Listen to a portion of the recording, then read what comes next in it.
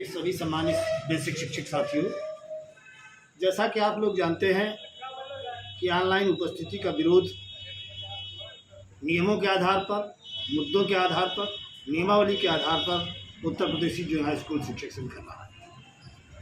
इसके संबंध में हम आप सबने 1 दिसंबर को पूरे उत्तर प्रदेश में एक बृहद आंदोलन किया।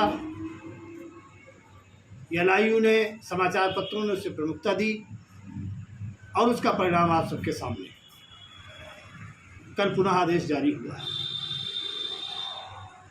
हमारा और उत्तर प्रदेशी जो हाई स्कूल शिक्षक संघ उत्तर प्रदेश तथा उत्तर प्रदेश के समस्त बेसिक शिक्षकों का एक ही निर्णय है कि जब तक विभाग के द्वारा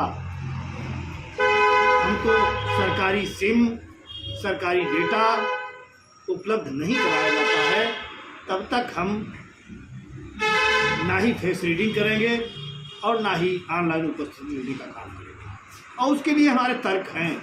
हम नियमों के अंतर्गत बात करते हैं और नियमों के अंतर्गत ही सरकार के सामने इसको रखने का प्रयास करते हैं। विभाग के द्वारा कहा जा रहा है कि फेस रीडिंग की जाए। मैं उन विभाग के उच्च स्तरीय जिम्मेदार अधिकारियों से पूछना चाहता हूँ कि 14 साल से नीचे के बच्चों का फेस रीडिंग करके उसको वायरल किया जाना क्या बाल शिक्षा अधिकार अधिनियम का उल्लंघन नहीं होगा? क्या हमारी बहनें जो विद्यालय में कार्यरत हैं उनका फेस प्रेरणा ऐप के माध्यम से वायरल होगा? क्या किसी अप्रिय घटना को होने से विभाग अपनी जिम्मेदारी लेगा? नहीं लेगा, क्योंकि प्रेरणा ऐप की तमाम कमियां हैं जिनको साक्ष्यों सहित हमने तत्कालीन महानिदेशक महोदय आदरणीय विजय करुणानंद जी के सामने रखी थी, जिनको उन्होंने स्वीकार भी किया था। सबसे बड़ी प्रेरणा ऐप की कमी यह है कि प्रेरणा ऐप जो बनी हुई है, चाहे इसको संचालित करने वाला टेक्नोसिस प्राइवेट लिमिटेड और चाहे godaddy.com, ये इसका जो सर्वर है वो अमेरिका की एरिज़ोना सिटी में है।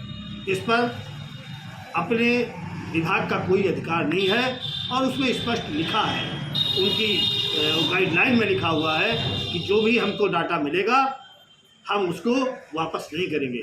तो वैसे भी हमारे बेसिक शिक्षकों का डाटा अब सुरक्षित नहीं रह गया है। एक प्रेरणा ऐप तो सारे डाटा जो व्यक्तिगत डाटा है उसको भी हैक कर रहा है, साथ में उसको भी खींच रहा है।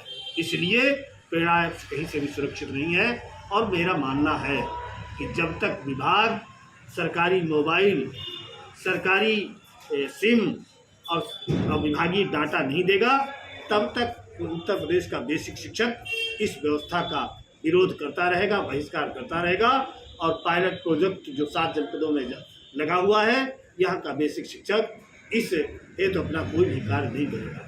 जैसा कि आप लोग जानते हैं कि माननीय विजय करुणानंद जी से, तत्कालीन बेसिक शिक्षा मंत्री द्विवेदी जी से संगठन की वार्ता हुई थी, जिसमें तय हुआ था कि प्रेरणा ऐप से सेल्फी या उपस्थिति टीचरों की नहीं ली जाएगी। उसके बाद भी विभाग अपने किए गए वादे से मुकर रहा है। तो बेसिक शिक्षक भी इस अपमान को सहने के लिए किसी भी स्थिति में तैयार नहीं है। मैं एक बात और विभाग के लोगों, अधिकारियों से जानना चाहता हूँ कि आप बेसिक शिक्षकों की फेस रीडिंग करा रहे हो, इतना अविश्वास उनके ऊपर कर रहे हो, उनकी ऑनलाइन उपस्थिति ले रहे हो, क्या विभाग के निचले स्तर से कर्मचारी से लेकर के अधिकारी तक क्या अपनी ऑनलाइन उपस्थिति दे रहा है?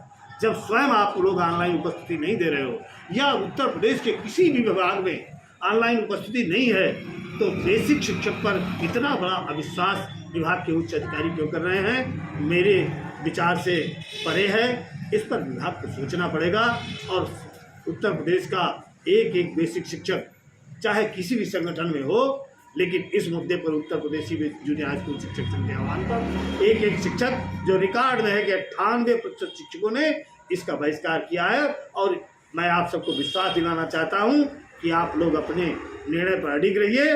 विभाग से हम आपसे लोग संघर्ष करेंगे और अपनी इस जायज़ मांग को बनवाने का काम करेंगे। जय शिक्षक, जय भारत।